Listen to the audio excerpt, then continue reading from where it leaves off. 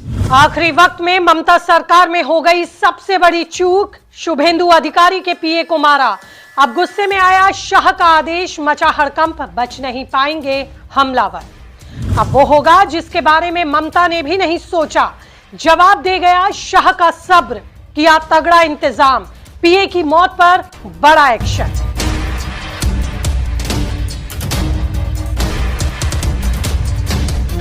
नमस्कार दोस्तों, आपके साथ मैं हूं ज्योति विनय कपूर। तो बंगाल की सत्ता का ताज अभी शुभेंदु अधिकारी के सिर सजा भी नहीं था कि आधी रात को कुछ ऐसा हुआ जिसने कोलकाता से दिल्ली तक हड़कंप मचा दिया। शुभेंदु अधिकारी जिस चंद्रनाथ रथ पर सबसे ज्यादा भरोसा करते थे, उनको ही मौत की नींद सुला दिया गया। अपराधियों ने उन पर फायरिंग की और इतनी नजदीक से की कि जान चली गई।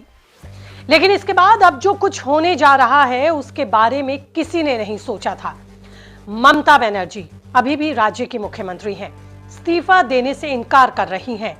लेकिन बंगाल में हुई इस घटना ने अमित शाह के सब्र को भी तोड़ दिया।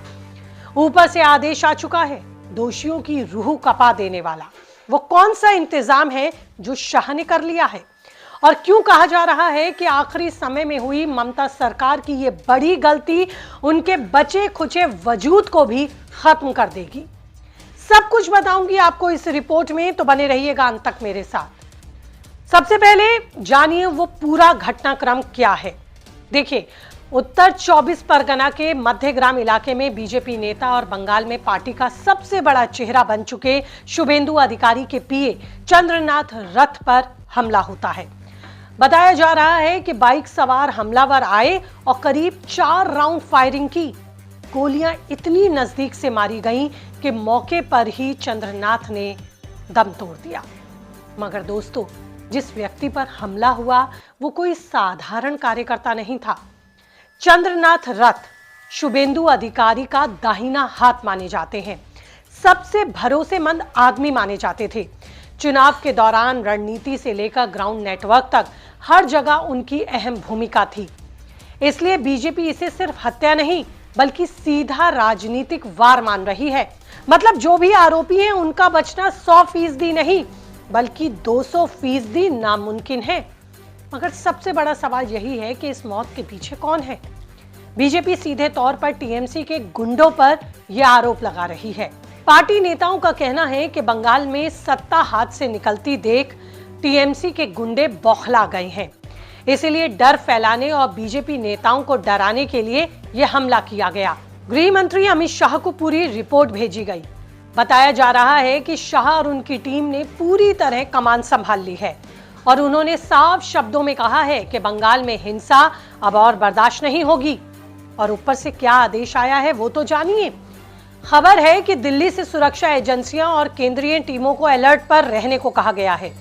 बंगाल में चुनाव के बाद हो रही हिंसा पर नजर रखने और उसे संभालने के खास आदेश दिए गए हैं। मॉनिटरिंग शुरू हो चुकी है। बीजेपी के अंदर भी ये चर्चा है कि दोषियों के खिलाफ सिर्फ सामान्य कार्रवाई नहीं होगी बल्कि ये एक ऐसा मजबूत एग्जाम्पल सेट किया जाएगा इस कड़ी कार्रवाई से कि आगे अपराधियों के हौसले टूट जाएंगे। और यही वजह है कि अब बुलडोजर एक्शन पर भी चर्चा हो रही है। बीजेपी नेताओं का दावा है कि जिन लोगों ने राजनीतिक हिंसा को उद्योग बना दिया उनके अवैध ठिकानों और नेटवर्क पर बड़ा एक्शन हो सकता है। तो दोस्तों, यहाँ एक और बात बहुत अहम है।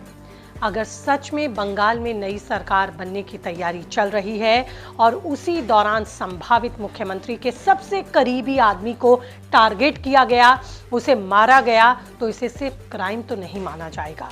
इसे सुरक्षा व्यवस्था पर सीधा हमला और राजनीतिक वार माना जाएगा। बीजेपी का आरोप है कि यह हमला इसलिए हुआ ताकि बीजेपी नेताओं और कार्यकर्ताओं में डर फैलाया जा सके और अपराधियों को ऐसी सजा कानून के दायरे में दी जाएगी जो बड़ा एग्जाम्पल सेट करेंगी। जांच एजेंसियां सीसीटीवी फुटेज खंगाल रही हैं। शुरुआती जानकारी में विदेशी पिस्तौल ग्लॉक 35X के इस्तेमाल की बात आ रही है। इससे मामला और गंभीर हो गया। अब सवाल यह है कि मामला ममता सरकार के लिए ये कितना घातक साबित हो सकता है। देखिए, पहले ही बंगाल में चुनावी हिंसा को लेकर टीएमसी सरकार के सवालों के घेरे में है। बीजेपी लगातार कह रही है कि बंगाल में राजनीतिक विरोधियों को डराया जाता है और अगर बीजेपी के इतने बड़े नेता के करीबी की हत्या होती है तो विपक्ष इसे एक बड़ा मुद्दा बनाएगा। दिल्ली में भी इस घटना को लेकर सिर्फ राज्य का मामला नहीं माना जा रहा, क्योंकि अगर चुनाव के बाद हिंसा बढ़ती है तो ये केंद्र सरकार पर भी दबाव बढ़ाने वाला मामला है और ये माना जा रहा है कि केंद्र सरकार भी इस मामले में सख्त कदम उठाएगी। और यही वजह है कि बंगाल की राजनीति में इस वक्त डर, गुस्सा, तनाव तीनों एक साथ दिखाई दे रहा है। लेकिन आगे क्या कुछ हो सकता है वो भी समझिए।